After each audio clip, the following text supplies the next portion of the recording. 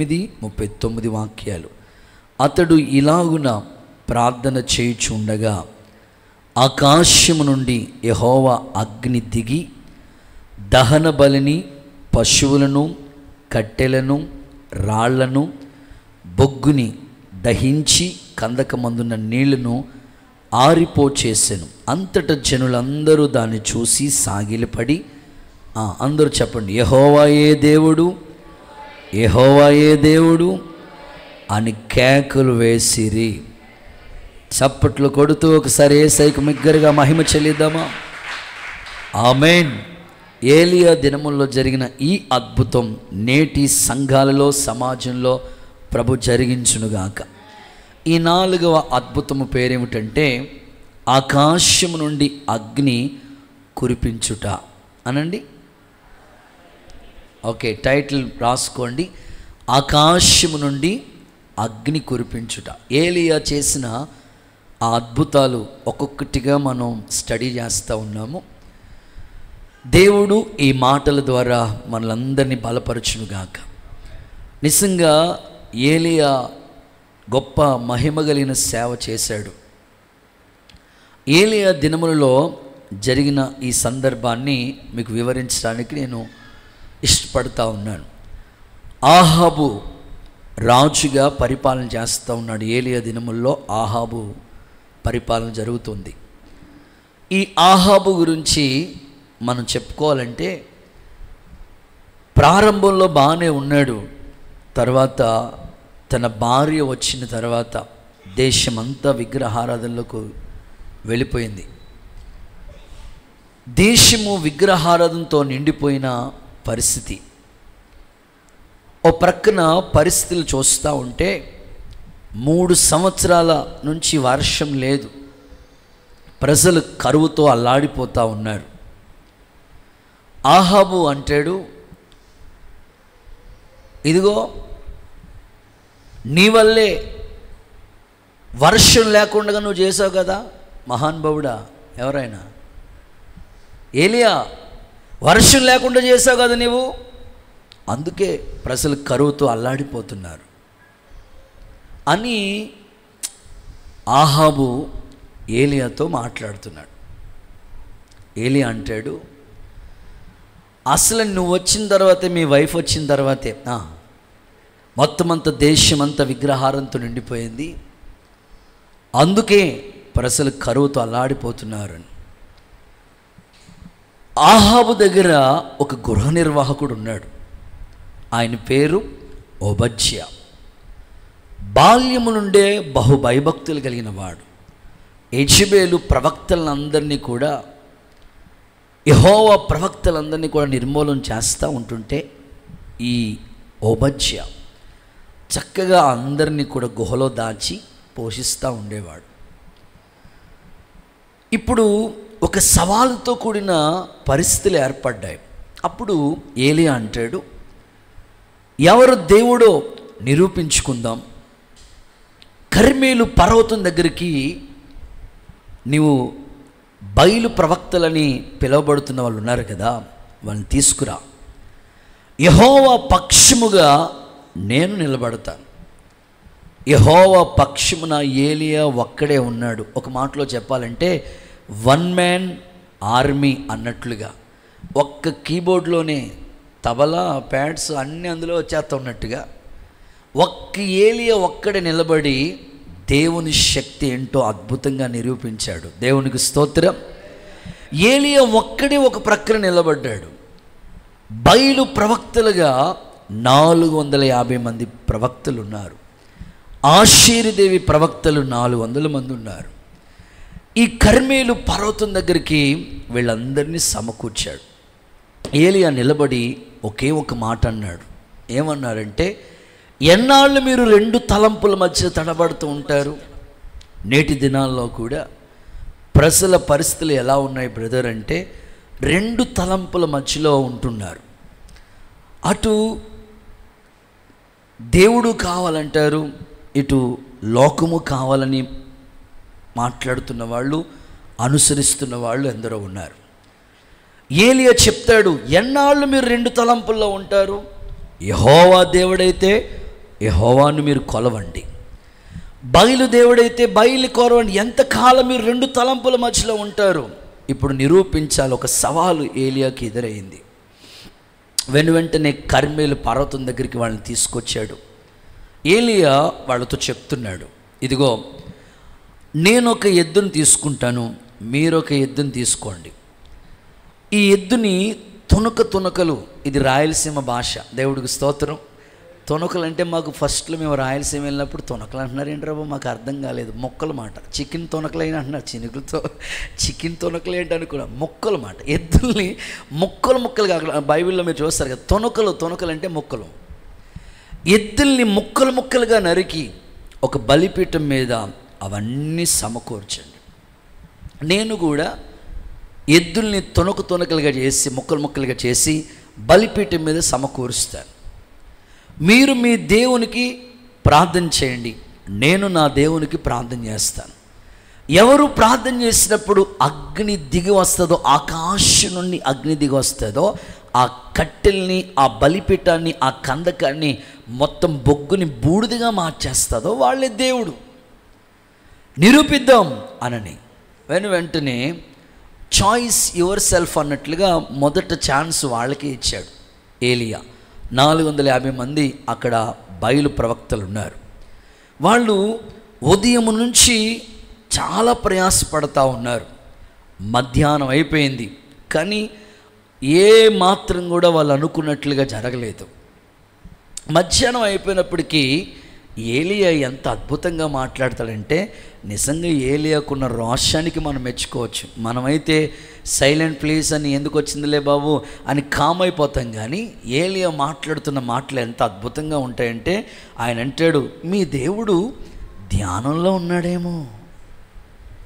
ఆయన మాట్లాడుతున్న మాటలు ఎలా ఉన్నాయంటే, ధ్యానంలో ఉన్నాడేమో ఒకసారి చూడండి అంటాడు. ఇంకొక మాట ఏమంటున్నాడంటే, ఒకవేళ ఇంకా దూరంలో ఉన్నాడేమో, ఒకవేళ దేవుడు జర్నీలో ఉండడం ఏంటి? ఏలియా మాట్లాడుతున్న మాటలు అక్కడ ఉంటాయి, జర్నీలో ఉన్నాడేమో చూడండి. సో ఇంకో మాట మాట్లాడుతున్నాడు, నిద్రపోతున్నాడేమో. దేవుడు నిద్రపోతాడండి?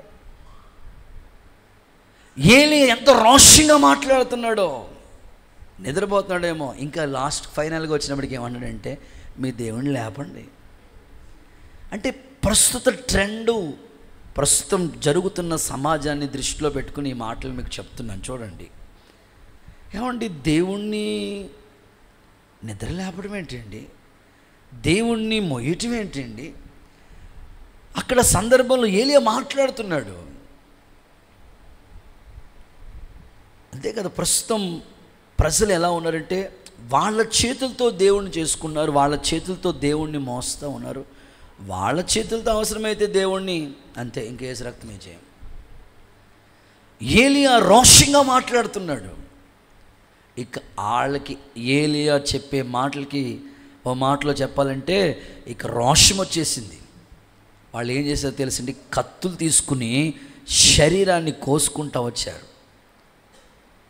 ఈవినింగ్ అయిపోయింది, సాయంకాలం అయిపోయింది, కానీ ఏ మాత్రం కూడా అగ్ని దిగి రాలేదు.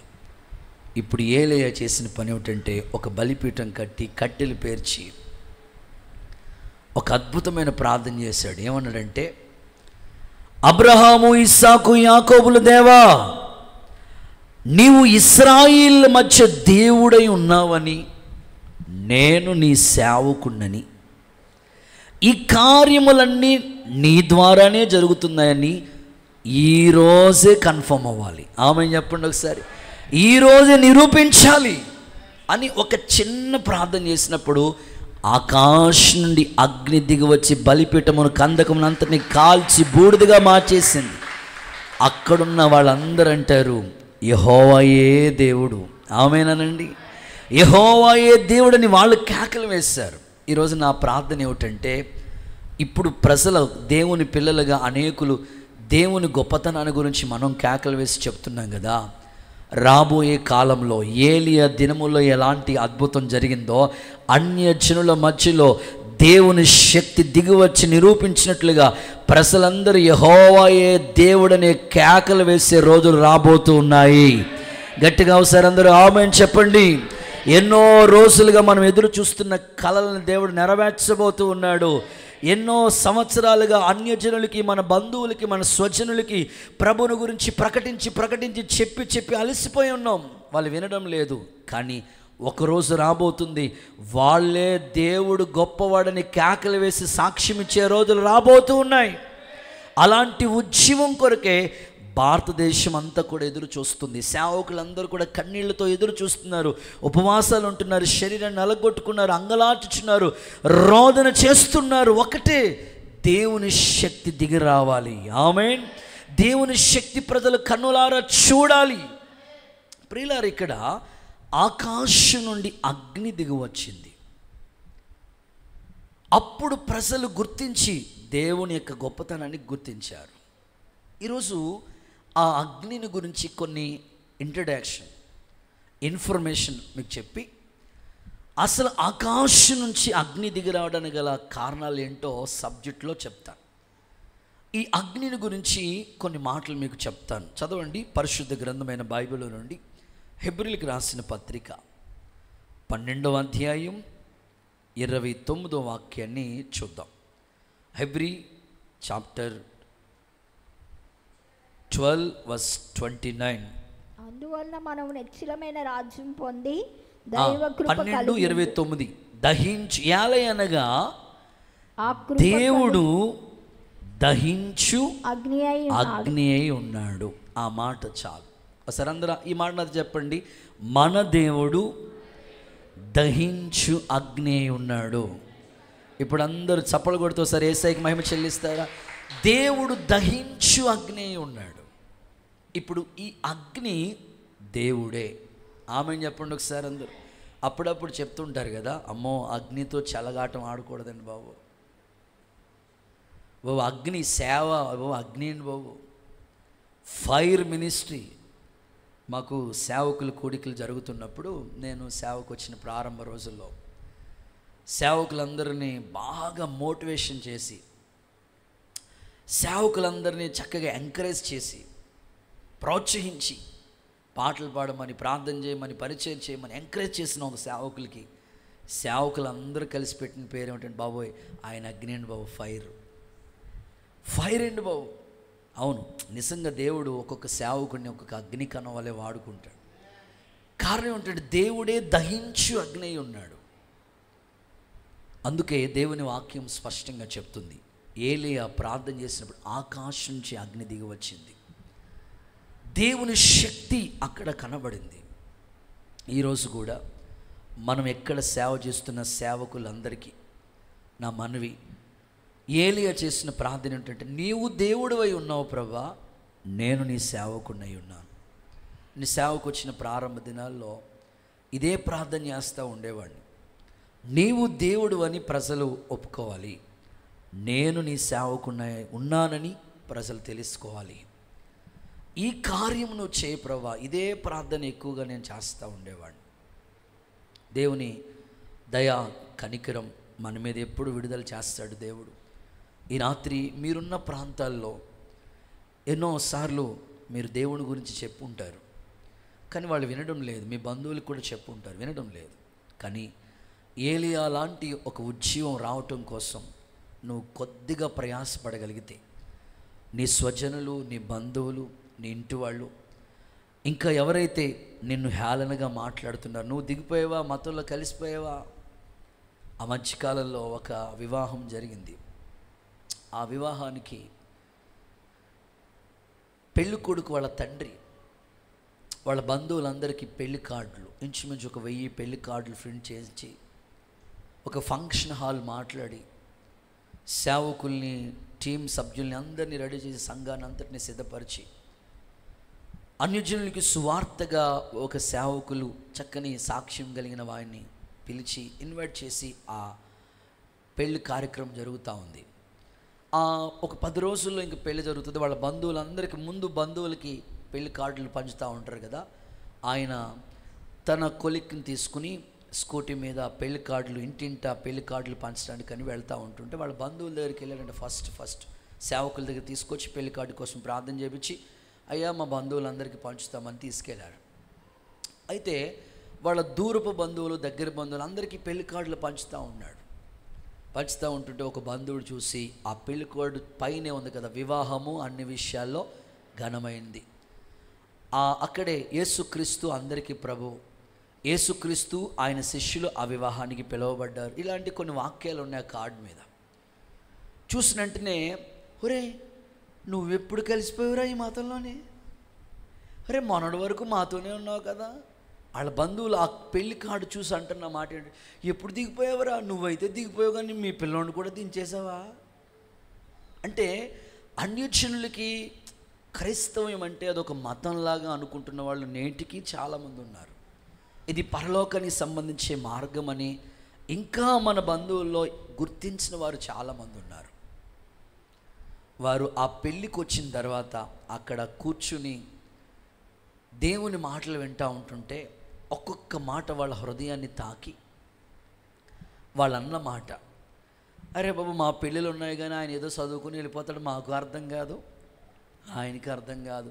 అసలు క్రైస్తవ పెళ్ళంటే ఇంత అద్భుతంగా జరుగుతుందా, భార్య అంటే ఇలా ఉండాలా, భర్త ఇలా ఉండాలా, దేవుడు ఇంత గొప్పవాడు అని అన్యజనులు అందరూ లాస్ట్లో ఆ యొక్క పెళ్ళి అయిపోయిన తర్వాత అందరూ వేదిక దగ్గరలోకి వచ్చి సేవకుడి చేత ప్రార్థన చేయించుకుని వెళ్ళారు. చప్పళ్ళు కొడుతూ సరేసైకి మహిమ చెల్లిద్దామా. ఇంకా వాళ్ళు అంటారు, మా ఊరికి రావాలయ్య గారు మీరు మీటింగ్ పెడతామని. నా ఆశ మన ప్రాంతము యేసు నామములో ప్రభుకి సొంతమగునుగాక. బర్క్మన్స్ గారని ఒక గొప్ప దైవజనుడు చెన్నై పట్టణంలో సేవ చేస్తున్నాడు. అదే ఇప్పుడు నన్ను చూచువాడు అనే పాట పాడుతూ ఉంటాం కదా, ఆ పాట రాసిన రచయిత బర్క్మన్స్ గారు. ఆయన ఒక పాట ఇలా రాశాడు, ఏంటంటే, నేను నడుచు మార్గం అంతా నా యేసుకు సొంతం అవ్వాలి. యజమానుడా నేను నడిచే ప్రాంతం అంతా నా యేసయ్యకి సొంతం అవ్వాలి. నా ఆశ ఏమిటంటే, కనీసం మనం దేవుడి ఇచ్చిన ఈ నిడివిలో, ఈ ఆయుష్ కాలంలో మన బంధువుల్ని, మన స్వజనుల్ని, మన ఫ్రెండ్ సర్కిల్ని, మన గ్రామాన్ని ప్రభుకి సొంతం చేసే ఆ గొప్ప భాగ్యం దేవుడు మనకు అనుగ్రహించునుగాక. దేవుడే ఆ దహించు అగ్నిగా ప్రజలకి ఆయన శక్తిని నిరూపించాలని దేవుని సేవకుడిగా నేను కోరుకుంటున్నాను. ప్రియులారా, అగ్నికున్న గుణం ఏంటో కొన్ని మాటలు ABCDగా మీకు ఈ ఇంట్రడక్షన్లో చెప్తాను. అగ్నికున్న గుణం ఏంటో తెలుసా? అగ్ని ఎంత చెత్తనైనా సరే కాల్చి బూడిదిగా మార్చేస్తుంది. అగ్నికున్న స్వభావం అది. అంటే దేవుడి దగ్గరికి వచ్చిన వాళ్ళు ఎంత పాపపు స్థితిలో ఉన్నా, అలాంటి చెత్త అలవాట్ల మధ్యలో వాళ్ళు బానిసలైపోయినా, పాపానికి బందీ అయిపోయినా, ఇదిగో అగ్ని దగ్గరికి వచ్చినప్పటికీ వాళ్ళ పాపపు స్థితి కాలి బూడిదైపోయి పరిశుద్ధులుగా మార్చబడతారు. ఆమేన్. సో అగ్ని స్వభావం ఇది. ఎంతటి చెత్తనైనా చూడండి, అగ్నిలో వేస్తే అది కాలి బూడిదిగా మారిపోతూ ఉంటుంది. అగ్నికున్న స్వభావం ఏమిటంటే, అగ్నిలో ఎప్పుడు మంట ఉంటుంది, వేడి. మీరు అగ్నిని చూడండి, పొయ్యి దగ్గరికి వెళితే చలికాలంలో వేడి ఉత్పత్తి అవుతుంది. ఆ అగ్నిలో వేడి ఉంటుంది. దేవుడి దగ్గరికి వచ్చిన తర్వాత ఒక్కొక్కరిలో ఒక మంట రావాలి. ఆమెను చెప్పండి ఒకసారి. ఒక వైరాగ్యం రావాలి. వస్తుంది, ఖచ్చితంగా వస్తుంది.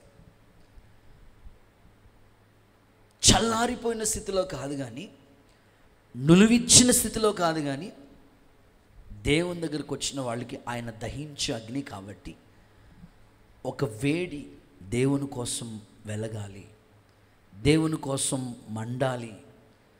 నేను మండాలి, అనేకుల్ని మండించాలి. బలిపీఠం మీద అగ్ని నిత్యము మండుతూ ఉంటుందండి. కాబట్టి ఆ అగ్ని స్వభావం ఏమిటంటే, ఎప్పుడు ఆ అగ్నిలో వేడి ఉంటుంది. ఒక దేవుని కుమారుడిగా, కుమార్తెగా నీలో ఆ మంట తగ్గకూడదు, ఆ వైరాగ్యం తగ్గకూడదు. యేసయ్య అలాగు నిన్ను మలచునుగాక. అగ్ని వ్యాపిస్తుంది. అగ్ని వ్యాపిస్తుంది. అగ్నిని మీరు చూడండి, ఒక చోట ఉండదు, వ్యాపిస్తూనే ఉంటుంది. దేవుని మహాకృప అని చెప్పాలి. చిన్నగా పరంజుతి స్కూల్ దగ్గర చిన్న సేవ మనది. అన్ని మూలలకి వ్యాపింపచేశాడు. ఆమెను చెప్పండి ఒకసారి. మీరు ఎటువైపుకి వెళ్ళినా ఖచ్చితంగా క్యాలెండర్ కనపడుతుంది. దేవుడికి స్తోత్రం. ఎటువైపుకి వెళ్ళినా విశ్వాసులు ఉన్నారు. తూర్పు, పడమర, ఉత్తర, దక్షిణ నలుదిశలా వ్యాపించింది. మీరు ఎర్రవంతుని దగ్గర ఎన్ని రోడ్లు ఉన్నాయి? మ్యాక్సిమం 4 రోడ్లు లెక్కేసుకోండి. ఇలా వెళ్ళారనుకోండి, ఇలా యానం, కాకినాడ వరకు ఉన్నారు. దేవుడికి స్తోత్రం చెప్పండి. దేవుని కృప అని చెప్పాలి. ఓకే, ఎర్రవంతి నుంచి ఇలా వెళ్ళారనుకోండి, చల్లపల్లి, గోపవరం, సమనాస, యస్యానం సముద్ర తీరం దాకా వెళ్ళిపోయింది. అట్నుంచి అలాగ వై జంక్షను, అలాగ అల్లవరం అటు వెళ్ళిపోతుంది. అట్నుంచి అలాగ అంబాజీపేట, ముంగండి, గన్నవరం, ఇటు నుంచి పుల్లేటుకూరు, అలా కండ్రిగా, కొత్తపేట, ఇక చెన్నై వరకు వెళ్ళిపోయింది. దేవుడికి స్తోత్రం చెప్పండి ఒకసారి. వ్యాపింప చేసేది అగ్ని. అగ్ని ఒక చోట వ్యాప్తి చెందుతూనే ఉంటుంది. చిన్న నిప్పి అడవి అంతటి తగలబెట్టినట్టుగా అగ్ని ఒక చోట ఉండదు, వ్యాప్తి చెందుతూ ఉంటుంది. నిజంగా దేవుడు దహించే అగ్ని కాబట్టి ఈ సేవను ఆయన జ్ఞాపకం చేసుకుని అన్ని ప్రాంతాలకి వ్యాపింప చేస్తూ ఉన్నాడు. కొంచెం గట్టిగా ఆమేనని చెప్తారా? నెక్స్ట్ డి, అగ్ని పైకి వెళుతూ ఉంటుంది. పైకి వెళ్తూ ఉంటుంది. అంటే అర్థం ఏమిటంటే ఎప్పుడూ కూడా పైనున్న వాటిని వెతికే మనసు, పైనున్న వాటిని వెతికే మనసు. ప్రభు అంటాడు కదా, మీరు క్రీస్తుతో కూడా లేపబడిన వారైతే పైనున్న వాటిని వెతకండి. తండ్రి కుడి పార్శ్వమున క్రీస్తు ప్రభు కూర్చుని ఉన్నాడు అక్కడ.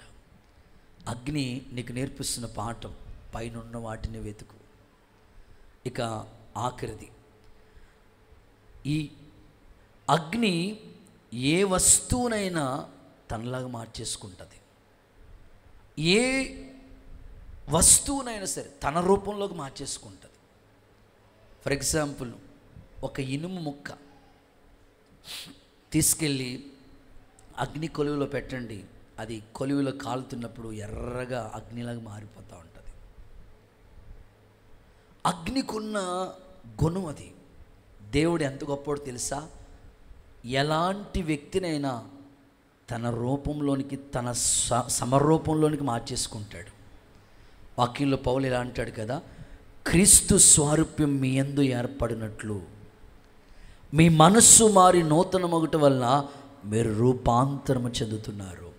ఇక్కడ కూర్చున్న మీ అందరూ కూడా ఒకప్పుడు మీ పరిస్థితి ఎలా ఉండేదో తెలియదు, కానీ క్రీస్తులోనికి వచ్చారు కనుక, రక్షింపబడ్డారు కనుక, క్రీస్తులోనికి బాప్తీసం పొందిన మీరందరూ క్రీస్తుని ధరించుకున్నట్లుగా ఆయన పోలిక, ఆయన జాలి, ఆయన దయ, ఆయన క్షమాగుణం, ఆయనలాగా ప్రేమ చూపించే మంచి లక్షణాలు, ఇవన్నీ దేవుని పిల్లలుగా మనందరికీ దేవుడు అనుగ్రహిస్తూ వచ్చాడు. యేసయ్య నామములో కృపను అనుగ్రహించునుగాక. కుడి చేతుల పైకి అందరూ ఒకసారి హల్లెలూయా చెప్తారా? ఇప్పుడు నా ప్రశ్న, సబ్జెక్టులోకి వెళ్తున్నాను. ఏలీయా ప్రార్థన చేసినప్పుడు అగ్ని దిగివచ్చి బలిపీఠాన్ని మొత్తం కందకాన్ని బూడిదిగా మార్చి ఆయన శక్తి నిరూపించబడింది. ఏలీయా ఆకాశం నుంచి అగ్నిని ఎలా కురిపించగలిగాడు, లేదా ఈ అద్భుతం ఎలా జరిగిందో బైబిల్లోంచి ఒక 5 సందర్భాలు మీ ముందు ఉంచి ఈ సందేశాన్ని ముగింపులోకి తీసుకురావాలని ఆశపడుతూ ఉన్నాను. చదవండి మొదటి మాట. ఏలీయా అగ్ని ఎలా కురిపించగలిగాడు అనే ప్రశ్న మీరు నోట్ చేసుకుంటే ఒక 5 సందర్భాలు మీ ముందు జ్ఞాపకం చేస్తాను. చదువుదాం. మొదటి మాట, రాజుల మొదటి పుస్తకం 18వ అధ్యాయం 30వ వాక్యాన్ని చదవగా విందాం. రాజుల మొదటి పుస్తకం 18వ అధ్యాయం 30వ వాక్యాన్ని చదవగా విందాం. అందుకు ఏలీయా, నా దగ్గరకు రండని జనులందరితో చెప్పగా, నా దగ్గరికి రండని జనులందరితో చెప్పగా, జనులందరూ అతని దగ్గరకు వచ్చారు. అతడు కింద పడద్రోయబడి ఉన్న యెహోవా బలిపీఠమును బాగు చేసి. చాలు. మొదటి మాట, పడిపోయిన బలిపీఠమును బాగు చేశాడు అనండి. మీ పక్కోళ్ళకి వినబడినట్లే కొంచెం గట్టిగా మాట్లాడండి. పడిపోయిన బలిపీఠము బాగు చేశాడు. రైట్. అగ్ని ఎప్పుడు దిగొచ్చిందో తెలుసా? ఆయన శక్తి ఎప్పుడు నిరూపించబడిందంటే, ఫస్ట్ థింగ్, పడిపోయిన బలిపీఠము బాగు చేశాడు. నా ప్రార్థన ఏమిటంటే, మీరున్న ప్రాంతంలో, మీరున్న వీధిలో, మీరున్న ఏరియాలో, లేదా మీరున్న స్వజనుల మధ్యలో దేవుని శక్తి అనే ఆ అగ్ని దిగి రావాలంటే, దేవుని శక్తి ప్రజలు కన్నులారా చూడాలంటే, నువ్వు చేయవలసిన ఫస్ట్ పని ఏమిటంటే, పడిపోయిన హృదయం అనే ఆ బలిపీఠాన్ని మరలా నువ్వు తిరిగి కట్టుకోవాలి. పడిపోయిన నీ సమర్పణ జీవితాన్ని మరలా నువ్వు తిరిగి కట్టుకోవాలి. పడిపోయిన నీ ఆత్మీయ జీవితాన్ని తిరిగి మరలా కట్టుకోవాలి. పడిపోయిన నీ స్థితిగతుల్ని, ఎక్కడ నువ్వు ఆత్మీయంగా దిగజారిపోయావో, ఏ స్థితిలో దేవునికి మరింతగా దూరం అయిపోయావో, మరలా ఆ మొదటి స్థితి కొరకు దేవుని సన్నిధిలో నువ్వు తిరిగి నీ జీవితాన్ని కట్టుకోగలిగితే, ఖచ్చితంగా దహించు అగ్నిగా దేవుడు మన మధ్యలోకి దిగవస్తాడు. ప్రజలందరూ దేవుని శక్తిని నిరూపించుకున్నట్లుగా చేస్తాడు. మా బంధువులు ప్రారంభంలో మా పెద్దనాన్న అయితే మరీ ఎటకారంగా కామెంట్ చేస్తూ ఉండేవాడు. మా ఇంటికి వెళ్ళేటప్పుడు, అక్కడి నుంచి మందిరానికి వెళ్ళేటప్పుడు రోడ్డు మీదే కూర్చుని ఉండేవాడు, అరువు మీదే కూర్చుని ఉండేవాడు. అంటే మా నాన్నగారు ఒక్కరే, కానీ తాతయ్య గారు వాళ్ళు 6 అన్నదమ్ములు, వాళ్ళ బంధువులు అలాగా ఒకే ఇంటి పేరు కాబట్టి అందరూ ఒక పక్కన ఇల్లులో ఉంటూ ఉండే. వెళుతూ ఉంటుంటే అరుగు మీద కూర్చుని ఉండేవాడు. నేను బైబిల్ పట్టుకుని వెళ్తూ ఉంటుండే. విశ్వాసిగా ఉన్నప్పుడు చాలా హేళనగా మాట్లాడుతూ ఉండేవారు. ఇక మా అమ్మ తరపునున్న పెద్దనాన్నైతే ఇంకా ఎటకారంగా మాట్లాడుతూ ఉండేవారు. ఏమనేవారంటే, మన సంచికి ఇవి గోన్ సంచి కాకుండా మామూలుగా ఈ ప్లాస్టిక్ సంచిని చూస్తూ ఉంటుంటే దానికి ఈసు వస్తుంది కదా, జస్ట్ దాన్ని అలా తీసుకుని నన్ను పిలిచేవాడు. అరే ఇదేంటి చెప్పు, ఈసు అంటే యేసు ప్రభుని ఈసు అని కామెంట్ చేస్తూ ఉండేవాడు. ఇప్పుడు అదే పెద్దనాన్న, ఒరే బాగాలేదు ప్రార్థన చేయరా బాబు, యేసు ఉదయం వల్ల మారుస్తాడు దేవుడు, ఒప్పింపజేస్తాడు దేవుడు. పడిపోయిన బలిపీఠం మరలా మనం కట్టాలి. ఆత్మీయ జీవితాన్ని దేవుడు చూస్తూ ఉన్నప్పుడు అగ్ని దిగివచ్చి ఆయన శక్తి నిరూపించబడాలంటే, మీ బంధువులు చాలామంది ఉన్నారు, ఇంకా ప్రభు వైపుకు తిరగాలి. మీ స్వజనులు ఉన్నారు, మీరు ఎక్కడ డ్యూటీ చేస్తున్నారో కొలీగ్స్ ఉన్నారు, మీ ఫ్రెండ్సే ఉన్నారు. సో వాళ్ళు పరివర్తనలోకి రావటం కొరకు మీరు చేయవలసిన ఫస్ట్ పని ఏమిటంటే, పడిపోయిన బలిపీఠం తిరిగి మరలా కట్టాలి. చూద్దామా? ఆమోసు గ్రంథం 9వ అధ్యాయం 11వ వాక్యాన్ని చదవగా విందాం. ఆమోసు ప్రవచన గ్రంథం 9వ అధ్యాయం 11వ వచనం. పడిపోయిన దావీదు గుడారాన్ని నేను ఆ దినమున లేవనెత్తి దాని గోడను బాగు చేసి దాని పోయిన చోట్లను బాగు చేసి నేను మరలా కట్టిస్తాను. అక్కడ చివర్లో అంటాడు, పూర్వము ఉన్నట్లుగా నేను మరలా కట్టిస్తాను అంటాడు. అంటే పడిపోయిన దావీదు గుడారము అంటే ఆత్మీయ స్థితి. బలిపీఠం అనేది ఒక సమర్పణకి గుర్తు. బలిపీఠం అనేది ఒక హృదయానికి గుర్తు.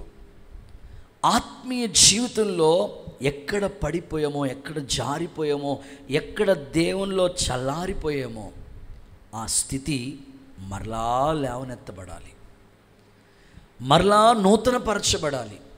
దావీదు జీవితం చూస్తే ప్రారంభం, దావీదు ఎలా ఉన్నాడు? నా హృదయానుసారుడు, నా ఇష్టానుసారుడు. ఇంకా ప్రభు మాట్లాడతాడు, నేను కోరుకున్నవాడు ఇతడే. సితారా చమత్కారంగా వాయించేవాడు. సౌలుకి దురాత్మ పడితే దావీదు సితారా వాయిస్తే దురాత్మ పోయింది. దావీదు ప్రారంభ స్థితి అద్భుతంగా ఉంటుంది. కానీ దావీదు ఒకరోజు యుద్ధం చేయడానికి వెళ్ళాలి. కానీ మిద్ది మీదకి ఎక్కి పాపపు క్రియను చూసి పాపంలో పడిపోయి దేవునికి దూరం అయిపోయిన స్థితి. అప్పుడు నాతాను ప్రవక్త వచ్చి హెచ్చరించినప్పుడు తన జీవితాన్ని కట్టుకున్నాడు. ప్రభా, ఈ సోపుతో కడిగయ్యా, హిమము కంటే తెల్లగా మార్చయ్యా, నేను నీ ఎదుటే పాపం చేస్తున్నాను ప్రభా, నా అంతరంగంలో స్థిరమైన మనసివయ్యా. అంత పశ్చాత్తాపంతో వేడుకున్నప్పుడు దేవుడు అతన్ని క్షమించి మరలా తన జీవితాన్ని తిరిగి కట్టాడు. దేవునికి మహిమ కలుగునుగాక. ఈ రాత్రి ఈ స్థలమందు నిలిచిన మీ జీవితాల్లో ఒకవేళ తప్పిపోయిన కుమారుడు వలె తండ్రి సన్నిధికి ఒకవేళ దూరం అయ్యారా? తప్పిపోయిన కుమారుడు చూడండి, తండ్రి ఇంటికి దూరం అయిపోయాడు. దేవుని సన్నిధికి ఒకవేళ దూరం అయ్యారా? మరలా తిరిగి తండ్రి ఇంటికి వచ్చాడు కదా. ఆ తండ్రి ఆ కుమారుని చూసి ఎంత సంతోషంగా ఉన్నాడు. ఉంగరం పెట్టాడు, వస్త్రాన్ని ఇచ్చాడు, చెప్పులు రెడీ చేశాడు, విందు చేశాడు. పరమ తండ్రి నిన్ను చూసి ఆయన సంతోషంగా ఉన్నాడు. అయితే నీ స్థితిని నువ్వు ఒక్కసారి గుర్తించుకుంటే చాలు. ఆత్మీయ జీవితాన్ని యేసు నామములో తిరిగి కట్టునుగాక. పౌలు అంటారు, తాను నిలిచి ఉన్నాను అనుకునేవాడు పడిపోకుండా చెప్పండి జాగ్రత్తగా చూసుకోండి. ఏం పర్లేదు అయ్యగారు, నేను బాగానే ఉన్నానండి, నా కాళ్ళ మీద నిలబడ్డానండి, ఏం అనుకున్నారా? ఒకవేళ పడిపోకుండా మనమంతట మనమే జాగ్రత్త పడమని ప్రభు చెప్తాడు. ఎందుకంటే అపవాది గర్జించు సింహం వలె ఎవరిని మింగుదమని తిరుగుతూ ఉన్నాడంట. వాడు చేసే పనేంటో తెలుసండి, గాలం వేస్తాడంట. వాడు చేసే పనేంటో తెలుసండి, వల ఒగ్గుతాడంట. ఆ తర్వాత ఉరి ఒగ్గుతాడంట. అందులో పడిపోవడానికి వాడు చేసే ఆయుధం వాడి చేతిలో ఉంది. అందుకే ఆత్మీయ జీవితాన్ని కాపాడుకుందాం. పౌలు ఈ మాట మాట్లాడుతున్నాడు చూడండి. హెబ్రీయులకు రాసిన పత్రిక 4వ అధ్యాయం 11వ వాక్యాన్ని ఒకసారి చూడగా విందాం. హెబ్రీ పత్రిక 4వ అధ్యాయం 11వ వాక్యం. కాబట్టి అవిధేయత వలన వారు పడిపోయిన అవిధేయత వలన వాళ్ళు పడిపోయినట్లుగా మనలో ఎవ్వడు పడిపోకుండా మనం ఆ విశ్రాంతిలో ప్రవేశించేంత వరకు ఏం చేయాలి? జాగ్రత్త పడుతూనే ఉండాలట. వాళ్ళు అవిధేయత వలన పడిపోయారంట. ఎవరు వీళ్ళు? ఇశ్రాయేలీయులు. బాగానే నడిపించాడు మోషే, కొండెక్కాడంతే ఉపవాస ప్రార్థన చేసుకుందామని. ఈ లోపల కింద అహరోన్తో కలిసి మళ్ళా వాళ్ళ రూట్ మార్చేసుకున్నారు. మరి 21 రోజులు మేము మీకు దూరంగానే ఉంటాం. దేవుడికి స్తోత్రం చెప్పండి. దేవునికి దగ్గరగా అవుతాం, మీకు దూరంగా ఉంటాం.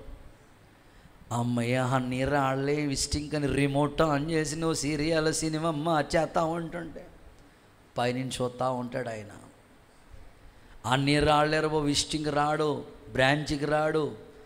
ఇప్పుడు అందులోకి ఏ రోజు ఎక్కడ మీటింగ్ వినాలన్నీ ఇప్పుడు ఎక్కడికి రాడన్నా, గుడారంలోనే ఉంటున్నాడంట. మన ఇష్టం పర్లేదులే, ఫ్యామిలీ ప్యాక్ మొత్తం ఏసు రక్తమే చేసిన సినిమా హాల్లో కూర్చోవటం, ఫ్యామిలీ మరలా లోక సంబంధమైన క్రియల్లోకి వెళ్ళిపోవటం. దేవుడు చూస్తూ ఉన్నాడు కదా, పడిపోకుండా జాగ్రత్త. మోషే కొండెక్కినప్పుడు కిందున్న వాళ్ళు అహరోన్తో కలిసి వాళ్ళకి మనసుకి నచ్చినట్లుగా ప్రవర్తించారు. ఈరోజు మనం పడిపోకుండా మన ఆత్మీయ జీవితాన్ని మనంతట మనమే కట్టుకోవాలి. ఏలియా చేసిన మొట్టమొదటి పని ఆ పడిపోయిన బలిపీఠాన్ని తిరిగి బాగు చేసి మరలా కట్టాడు. దేవుడు చూస్తూ ఉన్నాడు. తప్పకుండా శాంసన్ ఉన్నాడా? తన జీవితం పడిపోయిన స్థితి చివరి స్థాయికి వచ్చినప్పుడు ఒకటే అన్నాడు, ఒక్కసారి జ్ఞాపకం చేసుకో ప్రభువా. తిరిగి మరలా నూతన బలం ఇచ్చాడు కదా దేవుడు. ఈరోజు నా ఆశ, ఒకప్పుడు మీరు ఎంత వైరాగ్యంగా ఉండేవారో అంతకంటే ఎక్కువ ఆసక్తి యేసు నామములో మీ మీదకి దిగివచ్చునుగాక. కొంచెం గట్టిగా చెప్పండి ఆమేనని. నేను ఇలా అనుకున్నాను మనసులో, అది ఇప్పుడు మీకు చెప్పాలనుకున్నాను. లాస్ట్ ఇయర్ 40 రోజులు ఉపవాసాలు ప్రార్థన పెడితే 40 రోజులు వచ్చేసారు కదా, ఇప్పుడు సగం రోజులు పెట్టినా సరే మీరు ఆసక్తి చూపట్లేదంటే అనుకున్నాను. స్తోత్రం చెప్పండి ఒకసారి. అంటే రోజు రోజుకి మీ ఆసక్తి తగ్గిపోతూ ఉంది. రోజు రోజుకి మీ ఆసక్తి పెంపొందింప చేయనుగాక. నా ప్రభువే మీ మీదకి కృప పంపించునుగాక. మీలోనికి ఒక అగ్ని పంపించి ఒక ఆసక్తిని దేవుడు కలుగు చేయనుగాక. దేవుని కొరకు బ్రతకాలని ఆశ పుట్టించునుగాక. దేవుడు చేస్తాడండి, దేవుడు చేస్తాడు ఖచ్చితంగా. ఒక పెద్ద దైవజనుడు ఆయన సాక్ష్యాన్ని నేను విన్నాను. ఏంటంటే ఒక వ్యాన్ డ్రైవ్ చేసుకుంటా, ఆయన ఓన్గా డ్రైవ్ చేసుకుంటా వెళ్తూ ఉన్నారంట.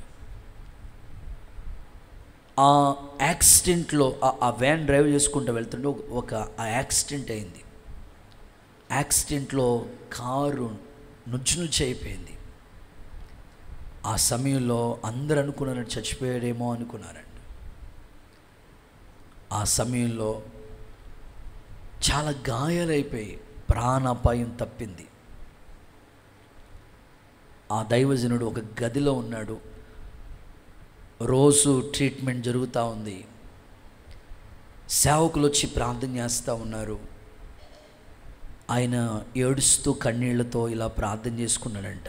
ప్రభా, నేను ఆవేశంలో డ్రైవ్ చేశానో తెలియదు, ఒకేలా అనాలోచనతో డ్రైవ్ చేశానో తెలియదు, ఒకేలా అతిశయంతో డ్రైవ్ చేశానో తెలియదు, కానీ ఈ ఓవర్ డ్రైవింగ్ వల్ల ఇంత భయంకరమైన ప్రమాదం, మరణపు అంచులోకి వెళ్ళిపోయాను నేను.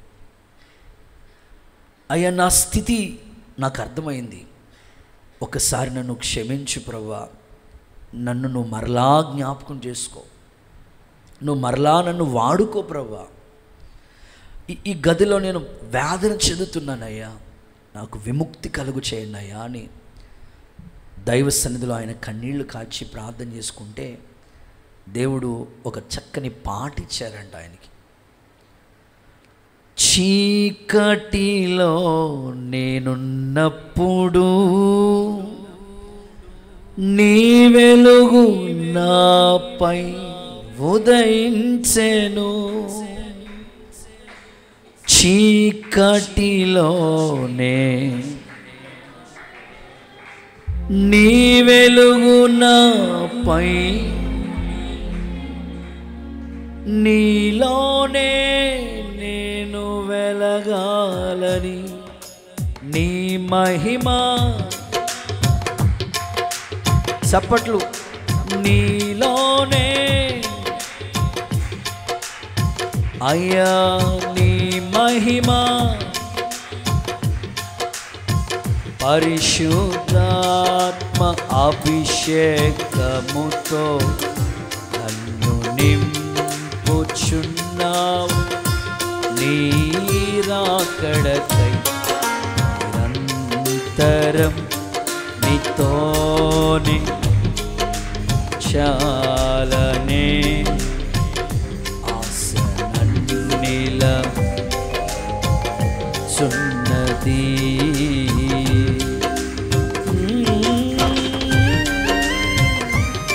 అందరూ చప్పలు కొడుతూ ప్రభుని గణపరుచుదామా? ఈ రాత్రి పడిపోయిన ప్రాకారాలు, బలిపీఠము తిరిగి కట్టబడాలి.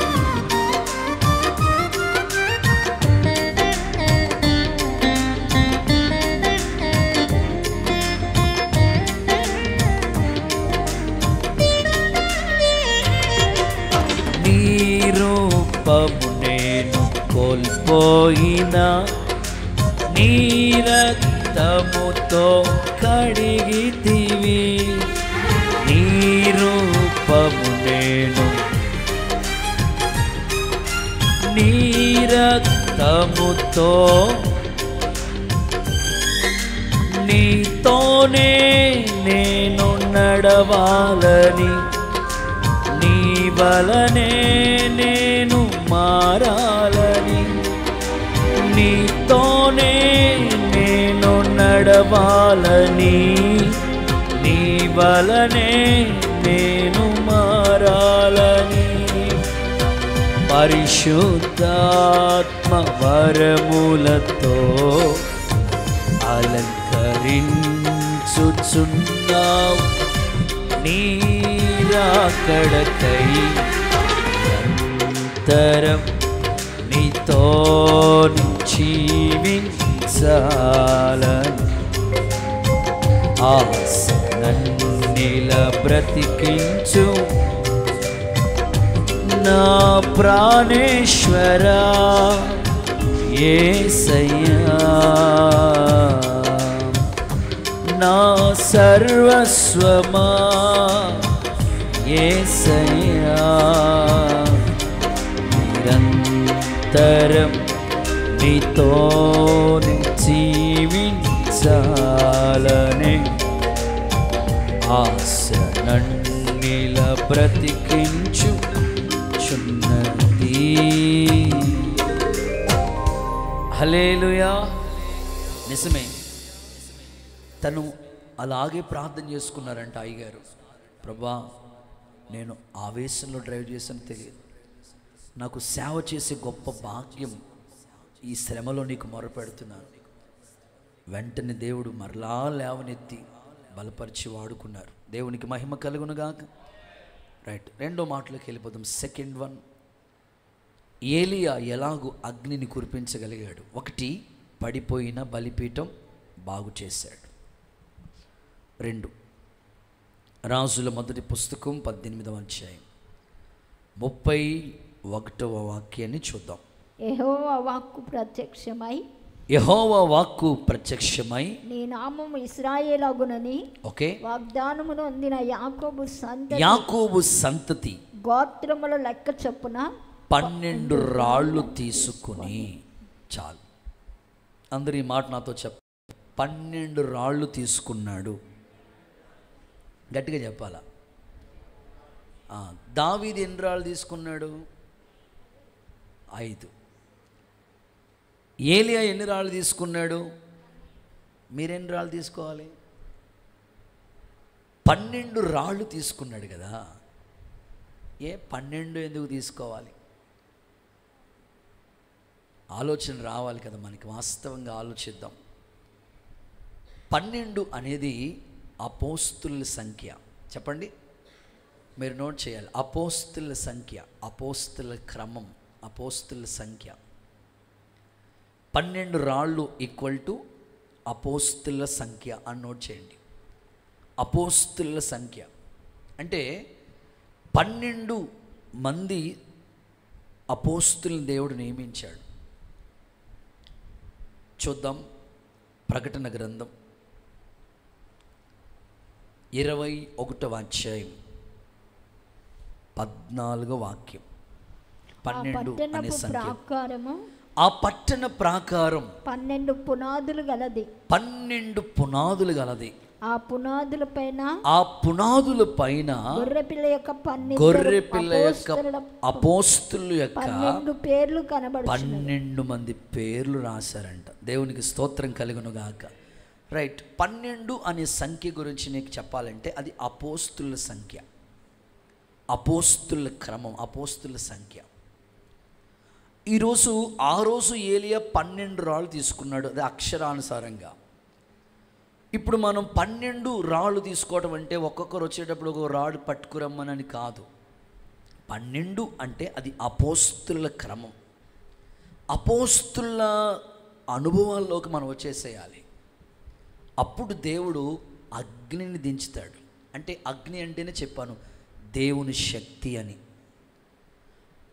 మనమున్న ప్రాంతంలో దైవ శక్తి నిరూపించబడాలంటే విశ్వాసిగా నీవు, ఒక సేవకులుగా మేము అపోస్తుల క్రమములోకి, అపోస్తుల ఉపదేశంలోకి, అపోస్తుల అనుభవంలోకి రావాలి. ఆ అనుభవంలోకి రాలేనంతసేపు అగ్ని దిగి రాదు. మనం ప్రయాసపడతా ఉంటాం కానీ అగ్ని దేవుడు ఏమి దిగిరాడు. అగ్ని వచ్చి బలిపీఠమును బూడిదిగా మార్చి దైవశక్తి నిరూపించబడాలంటే అపోస్తుల క్రమంలోకి ప్రతి విశ్వాసి రావాలి, ప్రతి సేవకుడు రావాలి. ప్రస్తుత కాలం సేవ ప్రస్తుత కాలం సంఘాలు, ప్రస్తుత కాలం విశ్వాసుల స్థితిగతులు చూస్తూ ఉంటుంటే ఎవరికి నచ్చిన రీతిలో వాళ్ళు ఉంటున్నారు. మనం గత సంవత్సరం యోధా పత్రికను స్టడీ చేసినప్పుడు అపోస్తులకి ఒక్కసారి అప్పగించబడిన బోధ కోసం పోరాడండి, ఒక్కసారి పోరాడని ఒక్కసారి అప్పగించాడు ఆ బోధ. యేసుక్రీస్తు ప్రభు 12 మంది శిష్యులకి ఒకే బోధ ఇచ్చాడు. ఆ రోజు 12 మంది శిష్యులు ఒకే బోధ బోధించారు. కానీ ఇప్పుడు 12 మంది 12 రకాల బోధలు తీసుకొస్తున్నారు. ఏది నమ్మాలో, ఏది అనుసరించాలో, ఏది అప్లై చేసుకోవాలో అర్థం కాని పరిస్థితుల మధ్యలో విశ్వాసులు ఉంటున్నారు. ఇప్పుడు ప్రభు అంటారు ఒకటే బోధ, అది అపోస్తుల బోధ, అపోస్తుల క్రమం. ఆ బోధ మీద నీ ఆత్మీయ జీవితం కట్టుకుంటే అగ్నిదేవుని శక్తి దిగి వస్తుంది. ఆమెనండి. కొంచెం గట్టిగా మాట్లాడదాం. హల్లెలూయా. సరే, ఇంకొంచెం మనం డెప్త్గా ఆలోచించుకుంటూ వెళితే ఈ 12 అనే సంఖ్య గురించి చాలా మాటలు రాసి పెట్టారు వాక్యాల్లో. సింపుల్గా మీకు చెప్పడానికి ఆలోచిస్తాను. సమరయ స్త్రీ ఆ మార్గం గుండా వచ్చినప్పుడు సరిగ్గా మాట్లాడట్లేదు నేను, ఇప్పుడు ఆ సబ్జెక్ట్లోనే ఉన్నాను. సరిగ్గా 12 గంటల సమయం, దేవుడికి స్తోత్రం చెప్పండి. సరిగ్గా టైం కరెక్ట్గా 12 అనే సమయానికి కరెక్ట్గా ప్రభు అక్కడ వచ్చిన సందర్భాలు, అక్కడ ప్రభు ఆమెతో మాట్లాడిన మాటలు, నేనిచ్చు నీళ్లు తాగేవాడు ఇక ఎన్నడూ దప్పికొనడు. ఆ వంటది దాహం కొరకు, అప్పటికీ ఆమె పాప దాహంతో ఉంది. ప్రభు అంటారు నేను ఇచ్చే నీళ్లు తాగితే ఇక జీవితంలో ఈ దాహం నీకు ఉండదు. సో అద్భుతంగా ఆయన చక్కని మాటలు ఆమెకు చెప్పాడు. ఇంకా కొంచెం మనం ఆలోచించుకుంటూ వాక్యం చదువుకుంటూ వెళితే పేతురుని ఒక ఇంటికి భోజనానికి పిలిచారు. సరిగ్గా భోజనం ఆ పిలిచిన వాళ్ళు, ఆ దైవజనులు వచ్చిన సమయము సరిగ్గా మధ్యాహ్నం 12 గంటల సమయం. అది నేను అనుకుంటాను చాలామంది పెళ్లి కార్డులు వేస్తూ ఉంటారు. వివాహ సమయం ఉదయం 10 గంటలకి, కింద వివాహకర్త, వివాహ సందేశం, స్థానిక సంఘ కాపరి, ఆఖరిలో మీ రాకే మాకు బహుమానం ఏదేదో ఉంటుంది. లాస్ట్లోకి వచ్చినప్పటికీ విందు 11 గంటలకి. పెళ్ళి ఎప్పుడంట? 10 గంటలకి. విందు ఎప్పుడంట? నేను అనుకుంటున్నాను ఆ ఊరోళ్ళు, ఆ అన్న చూసి ఆ పెళ్లి కార్డు చూసి ఒక ఊరిలో పెళ్లి చేయడానికి వచ్చారు పెద్ద భాషగా చూసి, ఈ ఊరోళ్ళు 11 గంటలకి భోజనం చేస్తాను అన్నాడు. నేను చాలామంది పెళ్లి కార్డులకి చెప్తాను ఖచ్చితంగా 12 గంటలు కానీ వేయండి. కుదరదండి, ఊరోళ్ళు ఒప్పుకోరండి, వచ్చేస్తారని కాసుకుని కూర్చుంటారని అంటారు వాళ్ళు. భోజనాలు ఎట్టేయాలని పెళ్లి జరిగిపోతుంటుంది ఈ పని వైపు. సో 12 ఆ సందర్భాన్ని చూస్తే వాళ్ళ పేతురు గారిని భోజనానికి పిలిచారు. నేను అనుకుంటా నా తల్లి భోజనానికి పిలిచింది కానీ 12 అయినా ఇంకా వంట అవ్వలేదు. మరి ఏం చేస్తుందో మరి మనకు తెలియదు, ఇంకా ఏ ఫ్రైలో వండుతున్నారో మనకు తెలియదు, కానీ 12 అయినా ఇంకా అవ్వలేదు వాళ్ళకి. ఆ సమయంలో పేతురు ఏం చేస్తాడంటే మిద్ది మీదకి వెళ్తాడు, ప్రార్థనలో గడుపుతాడు. Praise lord. హల్లెలూయా చెప్పండి ఒకసారి. చూడండి, అపోస్తుల క్రమం. ఆత్మీయ జీవితంలో ఒక విశ్వాసి, మనకి కొన్ని క్రమాలు ఉంటాయి, కానీ అపోస్తుల క్రమంలోకి మనం వచ్చేసేయాలి. నేను ప్రారంభ రోజుల్లో, అంటే దేవుడు గురించి సువార్త అందించిన సేవకులు బైబిల్ మిషన్ సువార్త ద్వారా ఆయన మాకు సేవా పరిచర్యని, యేసు ప్రభుని పరిచయం చేశారు. బైబిల్ మిషన్ ద్వారా మాకు యేసు ప్రభు పరిచయం అయ్యారు. కానీ ఉపదేశ క్రమం అంటే సమర్పణ ఉంది, వాక్యం ఉంది, బైబిల్లో ఎన్నో చక్కని సందేశాలు ఉన్నాయి, సేవ ఉంది, ఒక మహిమ కలిగిన సేవ ఉంది, ఇంకా చెప్పుకోవాలంటే వైరాగ్యం ఉన్నది, ఇంకా చెప్పుకోవాలంటే అలంకరణ సమర్పణ ఉన్నది, ఆత్మీయ స్థాయి ఇలా ఉంది, ఆరాధన ఉన్నది.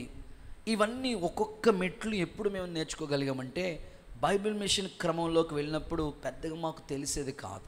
వాళ్ళు ఎప్పుడు సాతాన్ని ఎదిరింపులే, యేసు రక్తమే జయం. ఇక ఎప్పుడు సాతాన్ని ఎదిరింపులే. అందరూ మోకరించండి అనేవారు. ఇప్పుడు మీరు మోకరించేటట్టున్నారు. సాతాను ఎదిరింపులు, దైవ లక్షణ స్తుతులు ఇవే. ఇంకా అంతకుమించి అసలు ఆరాధన అంటే మాకు తెలియదు. కానీ మా ఊరికి పెంతెకోస్తు పాస్టర్ గారు వచ్చినప్పుడు ఉపదేశ క్రమం ఏంటో, ఆ సమర్పణ అంటే ఏంటో, లేకపోతే ఆ వైరాగ్యం అంటే ఏంటో, లేకపోతే క్రమాన్ని గురించి చక్కగా బోధిస్తూ ఉండేవారు. ఆ అపోస్తుల ఉపదేశంలో అలా అంటుకట్టబడ్డాం. సో ఈ రాత్రి ఒక సేవకుడిగా నేను చెప్పేది, మీరు కూడా అపోస్తుల ఉపదేశంలో చక్కగా 12 అనేది అపోస్తుల సంఖ్య. ఆ క్రమంలోనికి, ఆ అనుభవంలోనికి, అపోస్తుల అనుభవాలు ఎలా ఉంటుందో తెలుసా? మారు మనసు అనండి. మనకు తెలుసు కదా అపోస్తుల ఉపదేశం ఏంటంటే, అపోస్తుల క్రమం మనకు అందరికీ తెలుసు కదా. ఒకసారి చదువుదామా? అపోస్తుల కార్యాల గ్రంథంలో అపోస్తుల క్రమాన్ని గురించి చెప్తా వస్తాడు కదా. 7 అనుభవాలు అక్కడ మనకు కనపడతా ఉంటాయి. అపోస్తుల కార్యాల గ్రంథం 2వ అధ్యాయంలోకి వస్తే ఆ అపోస్తుల క్రమం ఏంటో అక్కడ దైవజనుడు మాట్లాడుతూ వచ్చాడు కదా. 38 అండ్ 42 కూడా చదవగా విందాం. మీరు మారు మనసు పొంది, మారు మనస్సు, అపోస్తుల క్రమం ఏంటో తెలుసా? మారు మనసు అనుభవంలోకి నువ్వు రావాలి. మారు మనసు పొందాలి. ఫస్ట్ దేవుడి దగ్గరికి వచ్చిన వెంటనే నీలోకి రావాల్సిందంటే మార్పు. అది అపోస్తుల క్రమం. యేసుక్రీస్తు పాపక్షమాపణ నిమిత్తం బాప్తిస్మము. నేను చదువుతాను. బాప్తిస్మము ఇది అపోస్తుల క్రమం. ఖచ్చితంగా ఎన్ని సంవత్సరాలైనా నువ్వు భక్తి చేసి ఇక బాప్తిస్మానికి వాయిదా వేయకూడదు. బాప్తిస్మ అనుభవంలోకి వచ్చేసేయాలి. పరిశుద్ధాత్మ నింపుదల, పరిశుద్ధాత్మ అనుభవంలోకి రావాలి. ఒకవేళ మీరు బాప్తిస్మ పొంది ఆ అభిషేకం కొరకు ఎదురు చూస్తుంటుంటే ఈ అనుభవంలోకి మీరు రావాలి. నెక్స్ట్, వేరుబాటు జీవితం. మూర్ఖులకు ఈ తరమునకు వేరే అన్నాడు. వేరుబాటు జీవితం అంటే ఒక తామర పుష్పం చూడండి, బురదలోనే ఉంటుంది కానీ పొరపాటున బురద అంటించుకోదు. నువ్వు లోకంలో ఉన్న లోక ఆచారాలు నీ దగ్గరికి రాకూడదు. ఇది అపోస్తుల క్రమం. వేరుబాటు జీవితం. మూర్ఖులకు ఈ తరమునకు వేరుగా మీరు ఉండండి. ఆ తర్వాత అపోస్తుల బోధ, ఆ తర్వాత సహవాసం, ఆ తర్వాత రొట్టె విరుచుట, ఈ అనుభవాలు, ఆ తర్వాత ప్రార్థన జీవితం. ఇవన్నీ కూడా అపోస్తుల క్రమాలు. అపోస్తులు ప్రతిరోజు ఇంటింట కూడుకుంటూ ఉండేవారు. దేవుడికి స్తోత్రం.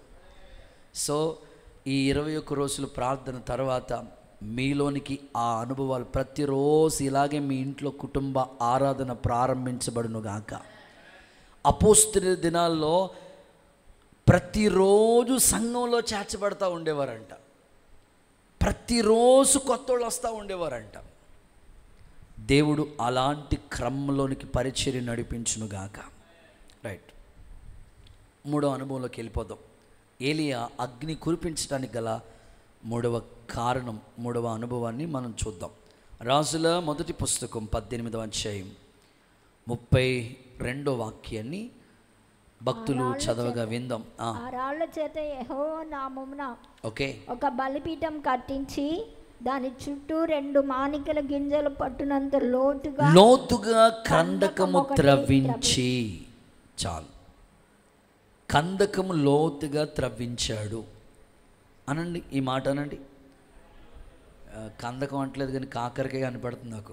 కందకం లోతుగా త్రవ్వించాడు. ఓకే, అగ్ని దిగి రావడానికి గల కారణాలు, ఏలియా చేసిన కొన్ని పనుల గురించి మాట్లాడుతున్నాను. కందకం లోతుగా తవ్వించాడు. ఒక క్రైస్తవుడు దేవుని శక్తి అనే ఆ అగ్నిని మన సమాజంలో అన్యజనుల మధ్య దేవుని శక్తి నిరూపించడం కొరకు నువ్వు చేయవలసిన పని ఏమిటంటే లోతైన భక్తిలోకి వెళ్ళాలి, లోతైన అనుభవంలోకి వెళ్ళాలి. అక్కడ కందకం అంటే ఒక పెద్ద గొయ్య తీసుకొని లోతుగా తవ్వించాడు.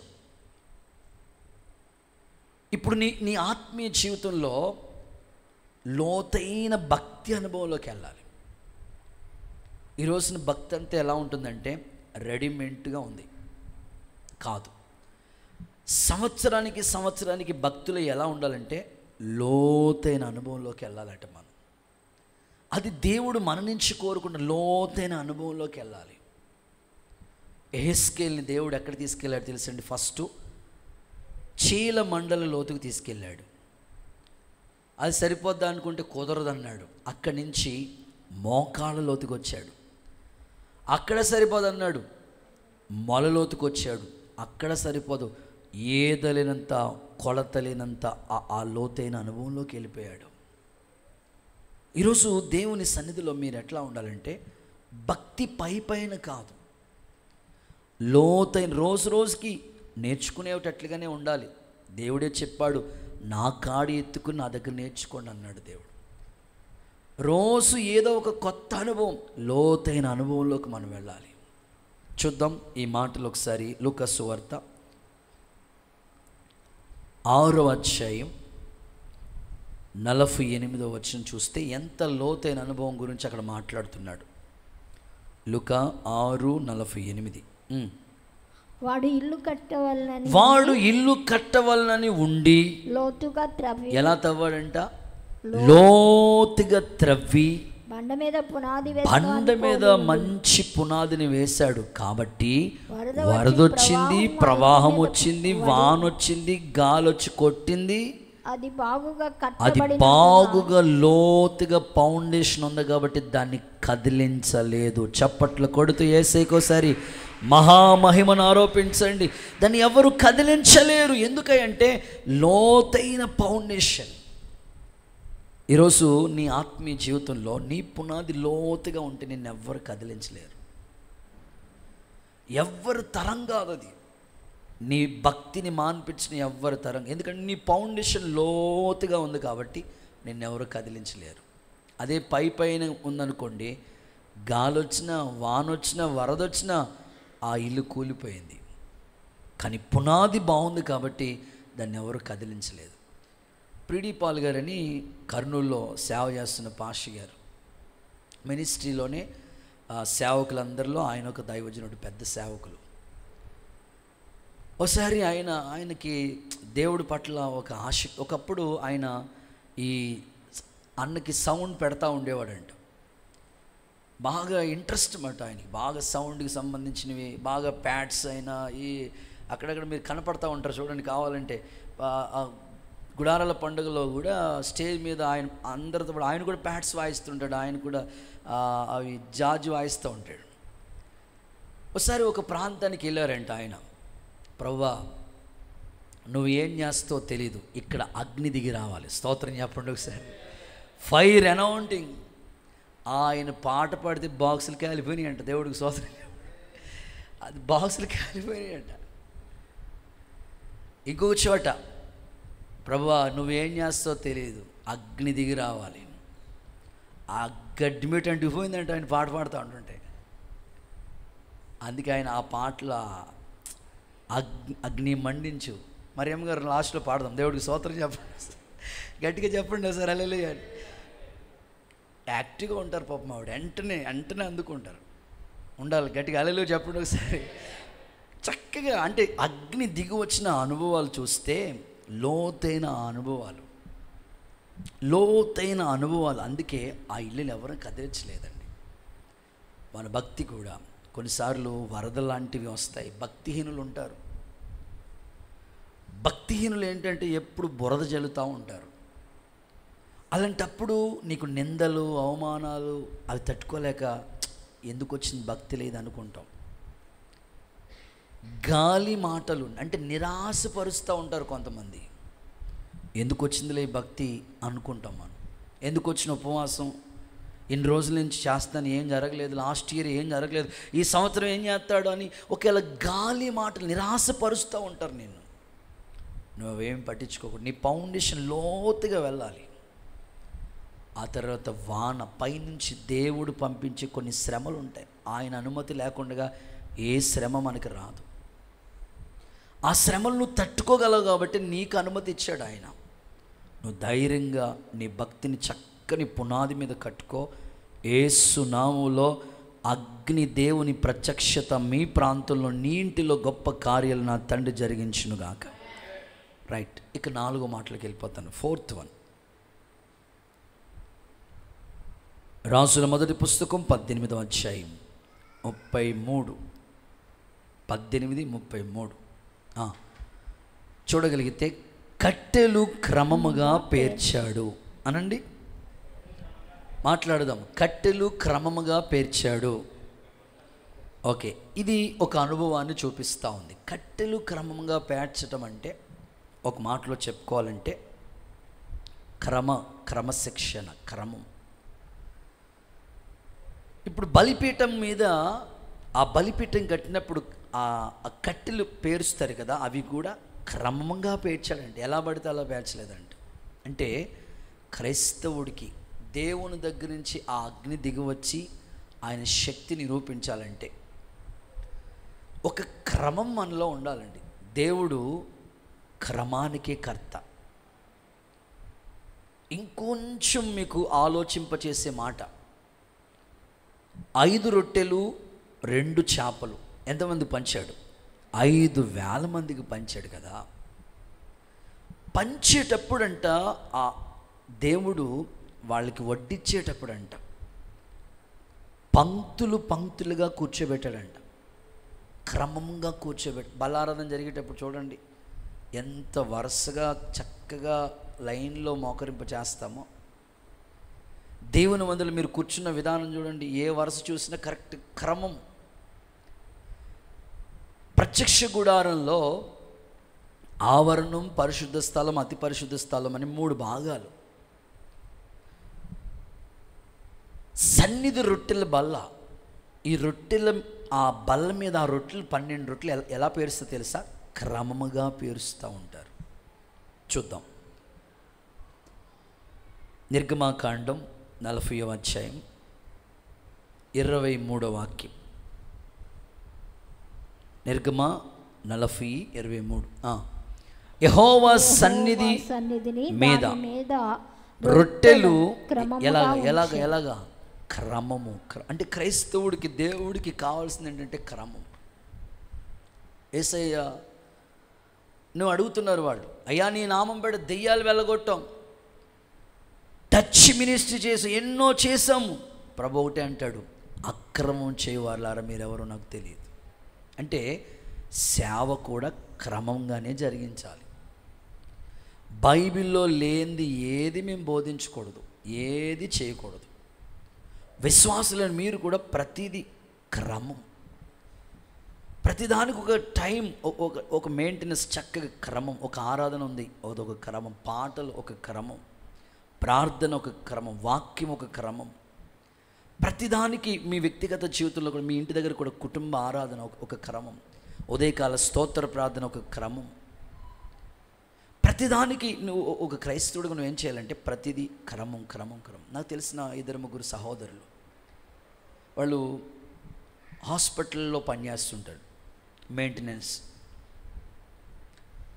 సరిగ్గా ఆయన కారు దిగి ఆ హాస్పిటల్కి వెళ్ళిన వెంటనే ఆయన చేసే పని ఏంటంటే, వెళ్ళిన వెంటనే ప్రార్థన చేసుకుంటే కానీ ఇంకెవరిని చూడు, ఏ పని చేయడు, ప్రార్థన చేసుకుని అప్పుడు తన వర్క్ స్టార్ట్ చేసుకుంటాడు. బైబిల్ చదువుకుని అప్పుడు తన వర్క్ స్టార్ట్ చేసుకుంటాడు. ఆల్రెడీ చాలామంది వచ్చి ఉంటారు అక్కడ, ఆయన కలవటానికి కుదరదు, ప్రార్థన చేసుకుని మొదలెడతాడు. దేవుని పిల్లలకి ఈ క్రమం అలవాటు అవ్వాలి. మన పిల్లలు స్కూల్కి వెళ్ళేటప్పుడు ప్రార్థన చేయించి పంపించడం, బైబిల్ చదివి ఈ క్రమంలోకి వచ్చేసేయాలి అందరూ. ఉదయకాలం స్తోత్ర ప్రార్థన ఇంకెవరు లేపకూడదు, మనంతట మనకి ఆ 5 అయినప్పటికే ఖచ్చితంగా మనం మోకరింప చేసి చక్కగా ఆ క్రమం, ఈ అనుభవంలోకి వచ్చేసేయాలి. దేవుడు ఆత్మీయ జీవితాల్లో మనందరినీ క్రమపరచునుగాక. కొంచెం గట్టిగా అవసరం అందరూ ఆమేనని చెప్పండి. గలతీ పత్రిక 5:25 కూడా చూడండి, ఒక మాట చెప్తున్నాడు అక్కడ, ఆత్మానుసారంగా నడుచుకోండి అని మాట్లాడి, గలతీ పత్రిక 5వ అధ్యాయం 25వ వాక్యం చూస్తే అక్కడ ఏమంటున్నాడు, మనం ఆత్మను అనుసరించి జీవించువారు గనుక ఆత్మను అనుసరించి క్రమంగా నడుచు. అదిగో క్రమముగానే నడిపించబడాలి. ఒక క్రమం పెట్టాడు దేవుడు మనకి. ఆ క్రమం లేకపోతే అక్రమం అయిపోద్ది. కాబట్టి ప్రతీదీ, మీ ఉద్యోగాలైనా, లేకపోతే మీ వ్యక్తిగత ప్రార్థన అయినా, బైబిల్ స్టడీ అయినా, ప్రతీదీ కూడా ఒక క్రమంగా. ఇప్పుడు వంట చేసేటప్పుడు చూడండి, ఒక క్రమం ఉంటుంది. ముందు పొయ్యి పెడతాం, ఆ పొయ్యి మీద ఆ స్టవ్ వెలిగించి ఆ పాత్ర పెట్టిన వెంటనే ఆ ఫస్ట్ ఉల్లిపాయలు వేయాలా, ఆయిల్ వేయాలా, ఒక క్రమం కదా అది. ముందు ఆయిల్ వేసి, ఆ తర్వాత ఉల్లిపాయలు వేసి బాగా మగ్గిన తర్వాత, ఆ తర్వాత మిగతా ఒక్కొక్క క్రమం ఎప్పుడు ఏది వేయాలో అది. అలా లేదనుకోండి, మొత్తం కూర అంతా ఏసు రక్తమే చేయము. ఇంకా ప్రతిదీ కూడా ఒక క్రమం. ఒకసారి పెద్ద పాష గారు ఒక ఆయన వస్తే, ముంగండ బ్రాంచీలో క్రిస్మస్ ఆరాధన జరుగుతుంది. వాక్యం చెప్పడానికి అయ్యగారు వచ్చారు. శాంతరాయ్ గారు, భోగి శాంతరాయ్ గారు వచ్చారు. నేను సేవకుల దగ్గర భోజనాలు వడ్డించండి రా బాబు అని 2-3 బ్రదర్స్ కప్ చెప్పి, క్రిస్మస్ పండగ కదా, అందరూ అడాడగా ఉంటే అందరూ వచ్చి వాళ్ళు వస్తున్నారు, ప్రార్థన చేయించుకుని వాళ్ళు చేస్తున్నారు, ఇలా ఉన్నారు. సరే గబగబా అందరిని చక్కబెట్టి అక్క చెప్పేసి నేను అయ్యగారి దగ్గరికి, మళ్ళీ ట్రైన్కి ఆ రాజమండ్రి తీసుకెళ్ళి ట్రైన్ ఎక్కించాను. గబగబా నేను అయ్యగారి దగ్గరికి వెళ్ళాను. వెళ్తూ ఉంటుంటే కరెక్ట్గా ఆయన అంతా ఇక లాస్ట్కి వచ్చేసరి మరి భోజనం అంతా అయిపోయింది. ఈ లోపల ఒక తమ్ముడు వచ్చి, అప్పడాలు వేసుకుంటారా అన్నాడు. స్తోత్రం చెప్పండి సరే. అప్పడాలు ఎప్పుడు వేసుకుంటే పెరిగి టైంకి వచ్చేసాడు ఆయన. సాంబార్ వేసినప్పుడు వేయాలి అప్పడం అన్నాడు ఆయన. అంటే భోజనం చేసినప్పుడు ఒక క్రమం ఉంది. భోజనం తినేటప్పుడు ముందు కర్రీ, తర్వాత సాంబారి, ఆ తర్వాత ఆ లాస్ట్లో పెరుగన్నం. ముందే పెరుగన్నం తింటే మన షర్ట్ ఉంది. ఇప్పుడు యూత్ కదండి, అందరు బటన్స్ ఇటు ఉంటే కొంతమంది కుర్రోళ్ళు రివర్స్లో ఉండాలన్నమాట. వాడికి కాలర్ ఏమి ఇటు ఉండాలి, బటన్స్ ఏమి వెనక్కు ఉండాలి. ఇప్పుడు బళ్ళు కూడా అంతా రివర్స్లో వస్తున్నాయి. అదేదో దెబ్బ టైర్లు పడినట్టు ఇలా ఉంటుంది. నేను ఎవరికైనా బళ్ళు కొనుక్కుంటే మీ అమ్మగారిని ఎక్కించుకునేటట్టు ఉండాలా బండి అంటాను. FZ అంటే ఇలా వెనకాల ఇలా ఉంటుంది. ఏమైపోవాలి వాళ్ళ అమ్మగారు? ఆలోచించండి. ప్రతీదీ ఒక క్రమం. డ్రైవింగ్ చేసేటప్పుడు కూడా ఓవర్ స్పీడ్ కాదు, ఒక క్రమం. ప్రతీదీ ఒక క్రమం. ప్రతి దాంట్లో యేసయ్య మీకు కృప చూపునుగాక. రైట్, ఆఖరి మాట చెప్పేసి ముగిచ్చేస్తాను. 1 రాజుల పుస్తకం 18వ అధ్యాయం 36వ వాక్యం చదువుకుని ప్రార్థన చేసుకోబోతున్నాం. నైవేద్యం అర్పించు సమయం ప్రవక్తకు ఏలియా దగ్గరికి వచ్చి ఇలాగూ ప్రార్థన చేసును. యెహోవా అబ్రహాము, ఇస్సాకు, యాకోబుల దేవా, ఇశ్రాయేలు మధ్య నీవు దేవుడివై ఉన్నావని, నేను నీ సేవకుడై ఉన్నానని, ఈ కార్యము నీ సెలవు చేత చేసితివని ఈ రోజే కన్ఫర్మ్ అయిపోవాలంతే. ఆమెన్ చెప్పండి ఒకసారి. రైట్, విశ్వాసంతో ప్రార్థన అనండి. ఈ దినమందే, స్టిల్ ఇప్పుడే, ప్రభు వారం తర్వాత నువ్వు చేయి అనలేదు, ఈరోజే కన్ఫర్మ్ అయిపోవాలి. నేను ఆశిస్తున్నాను ఎంతమంది గర్భఫలం కొరకు ఎదురు చూస్తున్నారో వాళ్ళ జీవితంలో ఈ రాత్రి ఒక అద్భుతం జరుగునుగాక. ఎంతమంది దేవుని కార్యం కొరకు ఎదురు చూస్తున్నారో వాళ్ళ జీవితంలో ఈ రాత్రే దేవుని శక్తి దిగవచ్చునుగాక. అన్యజనుల మధ్యలో మీ తల పైకెత్తుకున్నట్లుగా, దేవుని నామం మహిమపరచబడినట్లుగా, దూషించిన వాళ్ళ మధ్యలో ప్రభు నామం ఘనపడినట్లుగా ఆయన శక్తి ఈ దినమందే ప్రత్యక్షమగునుగాక. ఆయన అంటున్నాడు ప్రార్థన, నీవు దేవుడివై ఉన్నావయ్యా, నేను నీ సేవకునయ్యా, ఈ కార్యాలన్నీ నీ ద్వారా జరుగుతున్నాయి, ఈరోజే కన్ఫర్మ్ అయిపోవాలయ్యా. ఒక ఉద్యోగానికి మీరు వెళ్తున్నప్పుడు ఏమనుకోవాలంటే, ఈ ఉద్యోగం నాకు ఇచ్చినందుకు స్తోత్రం, విశ్వాసంతో ప్రార్థించాలి. లేకపోతే ఒక వ్యాపారం చేసిన ఏదైనా సరే ఫెయిత్ అలాగ చేశాడు కనుకనే దేవుని శక్తి అక్కడ దిగి వచ్చింది. ఒక్కడే ఉన్నాడు, అటుపక్క 450 మంది ఉన్నారు. కానీ ఏలియా చేసిన ఆ శక్తివంతమైన కార్యాన్ని బట్టి దేవుని అగ్ని దిగివచ్చి ఆ దేవుని యొక్క మహిమ అక్కడ కనపడింది. కాబట్టి యెహోవాయే దేవుడని ప్రజలు కేకలు వేశారు. ఇలాంటి ఉజ్జీవం నేటి దినాల్లో మన కోనసీమ జిల్లాలో, లేదా ఈ మండలం, ఈ ప్రాంతం, ఈ పట్టణంలోని బ్రాంచ్ సంఘాల్లో, మన దేశంలోని ప్రపంచ దేశాల్లో ఒక దైవికమైన శక్తిని ప్రభు కనపరిచి యెహోవాయే దేవుడని ప్రజలు కేకలు వేసేటట్లుగా అలాంటి ఉజ్జీవం యేసు నామములో దేవుడు తీసుకొచ్చునుగాక. బ్రాందీ షాపులు మూతవేయబడునుగాక. దేవుని శక్తి దిగవచ్చునుగాక. ప్రజలు శాపములోంచి పాపములోంచి పట్టబడుదురుగాక. ఇలాంటి ఉజ్జీవం దేవుడు తీసుకురావాలి. ఈ మాటలన్నీ దేవుడు మన వినికిల్లో దీవెనకరంగా మార్చి ఏలియా దినముల్లో తీసుకొచ్చిన అలాంటి అద్భుత కార్యం ఈ సంవత్సరం మన పరిచర్లో దేవుడు జరిగించునుగాక.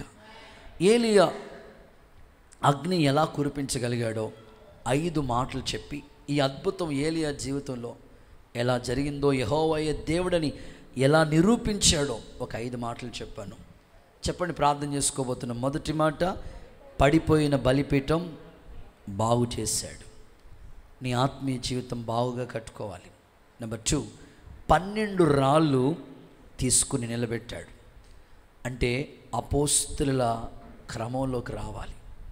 నెంబర్ 3, లోతుగా త్రవ్వాడు కందకాన్ని. అంటే లోతైన భక్తి అనుభవంలోకి రావాలి. నెంబర్ 4, కట్టెలు క్రమంగా పేర్చాడు. అంటే నీలో ఒక క్రమం రావాలి.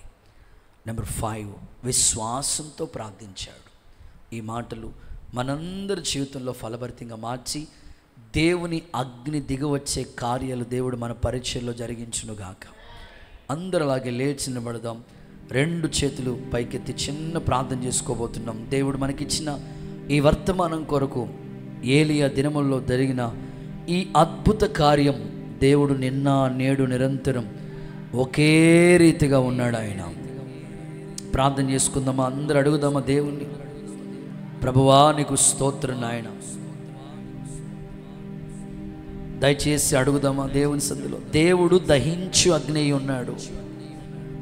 ప్రార్థన స్వరమెత్తి అడుగుదామా దేవుణ్ణి? ప్రభువా, అగ్ని ప్రతి చెత్తను కాల్చి బూడిదిగా మార్చేస్తుంది. ప్రార్థన చేసుకో. ప్రభువా, నాలో పాప స్వభావాన్ని కాల్చివేయండి అయ్యా. అగ్నిలో వేడి ఉంది, నీలో ఒక మంట రావాలి అయ్యా.